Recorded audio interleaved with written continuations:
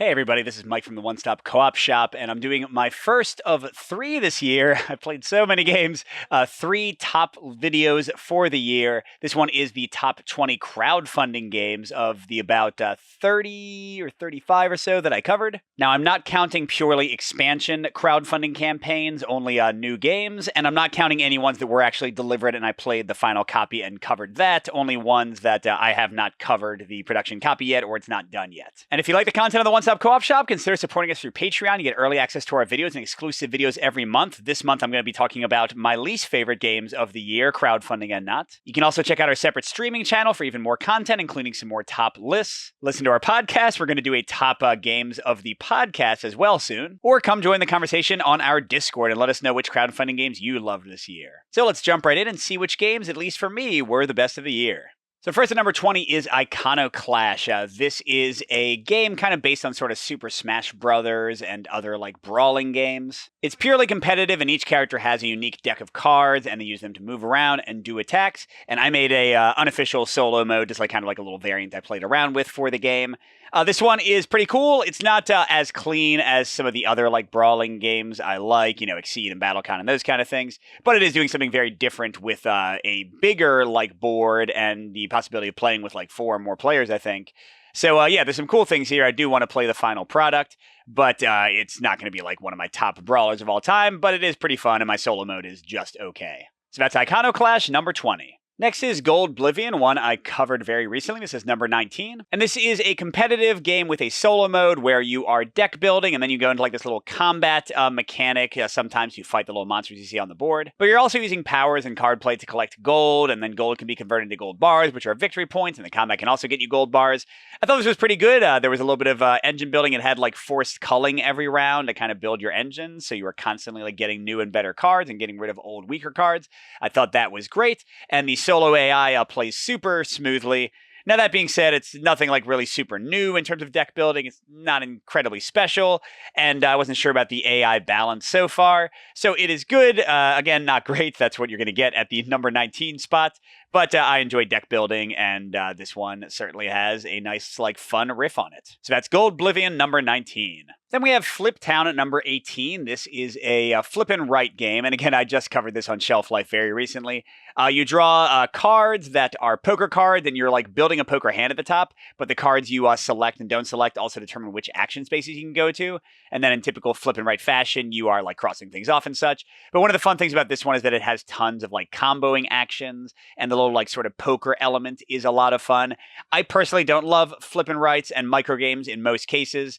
So I think most people would actually rank this one higher than me, but I still quite enjoyed it for a genre that I'm not crazy about. So Fliptown, definitely really solid and fun, and at number 18. At number 17, we have Legacy of Ooh, which is coming from Garf Hill Games. And this one is not really a legacy game in that nothing is destroyed, but it's a campaign solo Euro game with worker placement. And it's pretty cool. Like, you're adding good and bad cards to your deck as you go along. You unlock some pretty minor mechanical changes, so it's not like the game is drastically changing. But the core gameplay and like the loop of building these buildings and getting resources and conquering and like fighting off the barbarians or whatever they are, and building the like river up for the flooding. All that was really fun. Did it get a little bit repetitive when I tried to play a bunch of the campaign all at once? Yes, which is why it's at number 17 instead of higher. But if somebody is smarter than me and like, spaces it out and plays maybe one game a day or one game every couple of days or one game a week, I think the repetition won't be as obvious. And I think there's like a really fun, especially for people who like Euro kind of engine builders and worker placement games, I think the campaign element is really nicely done here. So that's Legacy of Ooh at number 17. At number 16, we've got another one I covered very recently, which is Tesseract. This is a 1 to 4 player cooperative game where you are like taking these dice off of the big cube in the middle you can see here, and you can like rotate it to check them out. And you're trying to both avert the cubes going into the primed area and eventually like knocking you out of the game. And it's sort of pandemic-esque in that each player has like their own unique power, but there's some nice cooperation that you can like give dice to each other and interact with each other through these cards and use like these little like bonus cards to get extra actions. I'm not the hugest fan of games like Pandemic where there's not much theme and you're just kind of, biding your time and fighting off negative things while trying to achieve a consistent objective. But I did find this one really nice within that type of game. I think the cooperative play works really well. The like puzzly tactical nature of it is really good. So Tesseract earned the spot at number 16 for my list. Next at number 15, we have another solo-only one, which is Halls of Hagra. This is based on a real event and is a desperate defense against Nazi attackers. And this one has a lot of cool mechanics going on. You're moving people along this board to try to get supplies. You're shooting at the invaders. You're trying to like repair things and dig things out of the snow. It is very tense, very challenging, very desperate. Reminds me of David Thompson's Valiant Defender series, but with like a little bit of like sort of Robinson Crusoe-esque worker placement in there too. So if you like war games, if you like solo war games, if you like games that are incredibly tense and challenging to win, Halls of Hagar might be for you, and it's my number 15. Then at number 14, we have Wreckland Run. I think this one might be delivering kind of soon. This one is in sort of a Mad Max-style post-apocalyptic world. You control the car in the middle, and you can like attach all these different parts for attacks and things, and it's a campaign game, so you kind of unlock more content and face off against different enemies. You have unique drivers, and the enemies are moving around you in the 4 orthogonal directions, and then you have like sort of this dice-based activation system to shoot at them. It all works really well. Sometimes it was a little bit too random. Sometimes I could like abuse the exact same weapons over and over again. The campaign was good, but, it wasn't necessarily like super exciting to go through. But I love the theme. I like the dice placement and like kind of the car modification. And this one can get pretty tense and fun. So yeah, I think Wreckland Run is going to be a lot of fun, and it is my number 14 game of the year. Next at number 13, I have Assault on Doomrock, the new edition of the game. This one is sort of split into 2 halves. First, you're going along these little locations and having adventures and getting items and leveling up your characters. This is a solo and cooperative adventure game. And this part is the part I like less about the game and can feel like it drags on, although it is fun to level up, and your characters can level up in very diverse ways each time you play. But the real meat of the game is the dice-based combat. You use dice to activate these different powers that you've leveled up into, and you're like moving around without a board. All the attacks are based on like adjacency and like how which enemies you're next to and not next to. And I was really enthralled with the original game of this, and this new edition is even better, but my tastes have changed a little bit. This game can take like 3 to 4 hours to play through the whole thing, and they didn't really streamline it with this new edition. They added lots of cool stuff, but they didn't make it faster. So I don't think it'll hit my table very much, which even though I love the system, I think the combat can be great. And it's one of the first one of these games that like did really cool, like diverse boss battling with unique AI decks. This is one I don't expect to play a lot, so it is my number 13. Then at number 12, we have Fate Forge Chronicles of Khan. This is one that I talked about on the PAX Unplugged podcast recently. I taught it to Peter and had a really good time with it. It's based on the Vengeance and Vengeance Roll and Fight, a dice-based combat system. We're using these dice with icons combined with ability cards to move around these tiles and defeat enemies in very like quick, dynamic battles. These battles are very exciting, only take like, 15 minutes sometimes. The thing that puts this game a little bit down for me, down to number 12, is that while it has this like really long narrative campaign, the battles were by far the best part of the game for me, and like the pacing of them was so great, they were so quick, that when I would have to like stop for like 20 or 30 minutes and like read more narrative text, even though it is well written and the story is fine, it just felt like a little bit of a disconnect from how fast-paced and exciting the combat was. So yeah, still enjoy this game, still looking forward to playing it, but it is just my number 12. And number 11 for something very different is one of the Button Shy games I previewed this year. I've really been enjoying Button Shy's recent releases. This is Fishing Lessons. And this is sort of a solo-only 18-card programming game in a way, in that you are playing a series of cards and like they kind of stay out and you have to like combo them together, and it's going to move your ship around and flip over and back these different fish cards, and you have to like have certain fish cards face up and certain fish cards face down to win the game. And yeah, I found this really fun. Now, it is pretty random. It can be a little bit hit or miss, and the programming can kind of break my brain sometimes. But if you like sort of programmed movement games, if you like quick, exciting tactical solo games, I think this one has a great theme, great quick gameplay, fun to play, and Fishing Lessons is my number 11 crowdfunding game of 2022. But getting to the top 10 half of my list, number 10 is Snapship Tactics. This is a 1v1 or 2v2 tactical spaceship combat game, which also has a solo mode. You put together these ships, which you actually like sort of build kind of Lego style with these fun little toys. And they have, again, solo, like kind of automa for each of the ships you can fight in the game. That works really well, is really smooth to play. And the negative of this one is that the ships are huge. Like, I love the kind of toy factor of them, but it does make it very tough to keep it on the table and keep everything. It was definitely tough to film, for example, right here.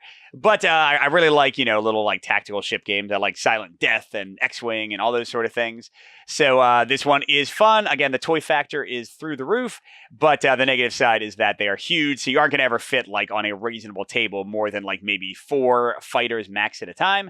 So yeah, I want to play this one more. The solo mode is great, but it is my number 10 for the year. Then coming in at number 9, we have Robomon. This is heavily inspired by Pokemon, of course. It is a narrative adventure game for 1 player. I think you can do 2 players, actually, if you combine your forces in the battles, where you're like walking around these books that kind of represent like towns and parts of like stages, a la video game, exploring things, completing these little narrative sections, making little choose your own adventure things, and doing skill chests. But then you also have these wild battles where you use your Robomon, your little robot pets, to try to catch other Robomon and add them to your roster so that you have like the right combos of abilities and the right weaknesses and strengths to overcome enemies and bosses. And then you've also got these competitive battles where you're actually like battling on a grid and moving around, and they have this like simple AI to move the enemies. And this was really fun. It's like a very ambitious design.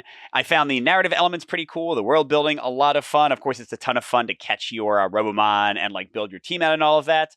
The combat was mostly good. So far, the grids don't seem to matter that much, so I want to see if in the final version of the game, like the battles get more tactically interesting. And there's also definitely some grind here, which is, right at home in a video game, but it takes longer with a board game, so we're going to see how annoying that might be. But yeah, this one was a lot of fun. Excited to look into it more when it's done. This is Robomon at number 9. And at number 8, we've got Astro Knights. This is the sci-fi re-theme of Aeon's End with some minorly changed mechanics. I've definitely fallen out of love with Aeon's End quite a bit. I think I've culled like everything I have in my collection at this point. It is not my favorite cooperative deck builder, but Astro Knights still was really fun for me because it's faster to play, it's way faster to set up, it's way faster to tear down. It doesn't have the variety of Aeon's End yet, but if it does well and they make more expansions, I think it eventually will. And there were some like mechanical choices that I think were actually a little bit better than Aeon's End.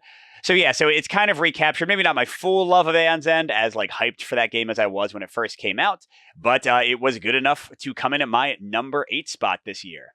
And hey everybody, this is Mike from the future with a little bit of an audible. One of our Patreon supporters saw an early build of the video and realized that I'd totally left off For Northwood, which is a solo-only trick-taking game. So just to avoid totally messing up my numbering scheme for the entire video, we're going to call this 7.5 out of 20. But yeah, this game is excellent. It's like not quite a regular trick-taking game in that you're sort of like randomly drawing cards for the kind of like AI, but it's got great variety in like the little animals, really charming artwork. The play is really interesting and puzzly and varied. It's quick, it's cheap, it doesn't take up too much table space. So yeah, for like a sort of a micro game, fun riff on trick taking, I've not played anything better than For Northwood, my number 7.5. Then at number 7, we've got Kingdoms Forlorn. This is from the same people who made Aeon Trespass Odyssey, which just delivered, but I haven't even done anything except open the box because it's such a huge game and I have so many things to cover. But kind of like that one, you have sort of an adventuring phase. It's a big solo co-op adventure game. But then you go into these boss battles, which are heavily inspired by KDM and also kind of repeat some of the elements of Aeon Trespass. And the battles are really cool here. I like the KDM system and the riffs they're kind of doing on it. The actual things they're adding to it are great. The enemy AI is really brutal and interesting. The character variety is nice. And the thing that really impressed me most about Kingdoms Forlorn is the story element and how each character has their own like unique story, but then you also have like a more kind of group-based story and you have like individual things you're trying to accomplish. It was maybe one of the better, actually I would say one of the best narrative experiences I've had this year, at least the bit I got to see. So very excited about this one. Now it is huge, it's sprawling, it's going to take them years to finish it. And will I have, finished Oathsworn and Aeon Trespass and all the other giant campaign games I've gotten by then? Who knows? So it was only my number 7, but still really excited to play Kingdoms Forlorn. Moving on to number 6, we've got Anastyr, which is a cooperative and solo kind of side-scrolling battling game, very heavily inspired by things like the Golden Axe series, which I loved on the Sega Genesis back in the day. You've got these unique characters taking very quick turns with tons of miniatures, as you can see, and you can even like ride like animals and things in the game, like in Golden Axe, which is really exciting. You've got these card-based abilities you use. It is not very tactically deep. It's not like as engaging as Kingdoms Forlorn in the combat, but it is like super fast. It's really punchy and fun, captures that side-scrolling feel, and those are one of my favorite types of video games, and like the stage kind of scrolls with you. Now, I didn't get to play very much at all, so I don't know like how the scenario variety will pan out, and actually I don't even think I'm getting a review copy of this one, so I might never play it again, but despite that, I did really like what I had to see of the game, so Anastyr is my number 6. And now getting to the top 5, we start with Blade Rondo. Again, I talked about this on a recent episode of Shelf Life, but this is a 1v1 battler game. You all know I love those. And it's technically 5 different sets that are being ported over from Japan, and each of them has their own unique solo mode. Now, I said this in the Shelf Life episode, I've only played one of them, so this is sort of aspirational and hopeful, because I think looking at the rules for the other 4, that these solo modes will be incredibly varied and fun. Like some of them are like sort of like boss rushes, some of them are more like against like a full-fledged AI. So I imagine I'll end up finding, like, I back the entire thing. I imagine I'll find like 2 or 3 of the solo modes that are maybe my favorite, and that's what I'll focus on. And, you know, hopefully my kids will like it for 1v1, so I can get that sort of play going on too. But the core combat in the game is super fast, super fun. You kind of build up in a cool way, and then you like build a very small deck, so it has like some deck construction if you want to do that. Just a lot of neat stuff going on. And again, this is right in my wheelhouse. I doubt most people would put this high, but I like these kind of games. So that's Blade Rondo, my number 5. Then at number 4 is Skytear Horde, and this one's coming in just under the wire because I think they said they're like starting to send out the games in the next several weeks, or at least they're going to send us a review copy pretty soon. This is sort of kind of a like tower defense game, but it has mechanics somewhat similar to like Magic the Gathering, where you've got like these units you put out that will guard against and fight other units, but then you're also like playing spells and things from your hand to boost them and do like instant attacks and those kind of things. And that's sort of what I love about it. I'm a Magic the Gathering and like other CCG and LCG player from way back, and the combos here and like the cool like tricks you can pull off were really exciting. The one thing that was weak in the game was the 2-player co-op. I didn't feel like the balance was there at all, but I know they've been working a ton on that, so I'm hoping that it turned out really well for the final version. Even if it didn't, I'll play solo a lot, and I look forward to them hopefully doing more sets, because the variety of like enemies and smashing together factions and stuff is going to be where a lot of the fun lives. But yeah, Skytear Hordes, I'm very excited for this one, and again, hoping to play it very soon. I think it's shipping soon. That's my number 4. And almost to the end, my number 3 game is Leviathan Wilds. And this is a weird one on the list because this is the only game that did not fund this year. I think they're doing a relaunch early next year. And I can't wait because I think this game is awesome. But it didn't, I guess, get the audience they wanted yet. So this one is heavily inspired by Shadow of the Colossus, which is one of my favorite video games. You're climbing over cooperatively or solo these big creatures in like sort of this campaign with a bunch of different enemies to go after. And you're trying to reach these dice to free the creatures from evil control. You have this card-based play to like climb around them, trying to dodge attacks they're sending out, like trying to smack you off of them and all kinds of stuff. I did love the theme here. The cooperation was great. The unique characters worked well, kind of the way the campaign builds you up and gives you different like skills unlocked and things to like build your deck in different ways.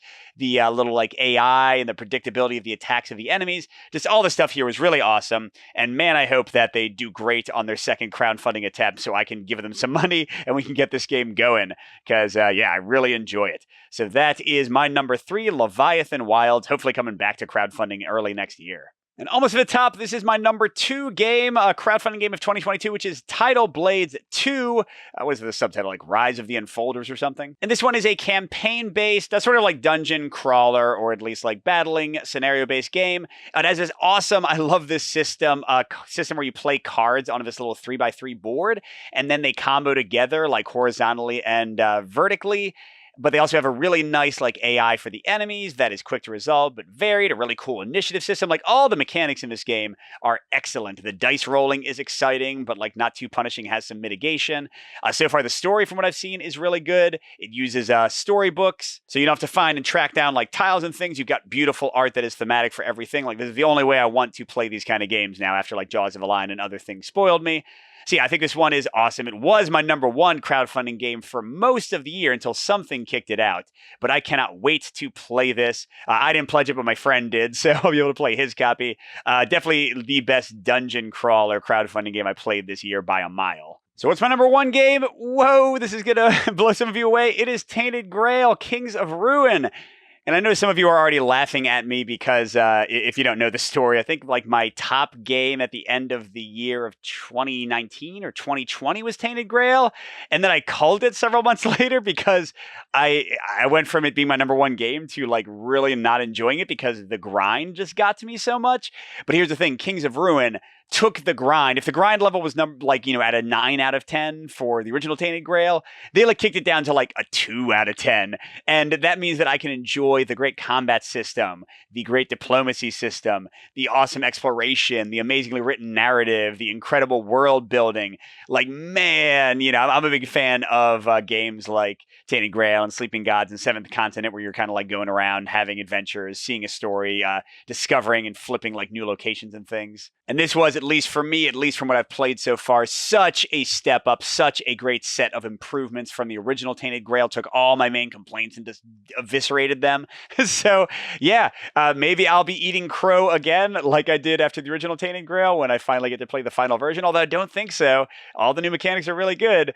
But at least for now, Tainted Grail is my #1 crowdfunding game of 2022. So there you go, 20 of the best crowdfunding games from this year, at least for me. And I'll see you next week for the top games I covered in 2022, but which came out in a previous year. Good gaming, and I'll see you at the next stop.